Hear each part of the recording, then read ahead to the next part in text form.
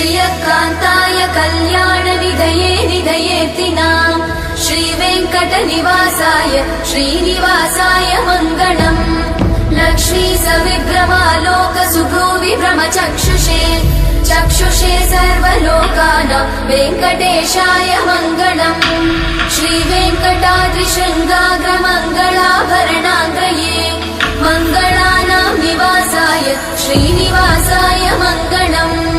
सर्वावयव सौन्दर्य सम्पदा सर्वचेतसां सदा सम्मोहनायास्तु वेङ्कटेशाय मङ्गलम् नित्याय निरवध्याय सत्यानन्दचिदात्मने सर्वान्तरात्मने श्रीमद् वेङ्कटेशाय मङ्गलम्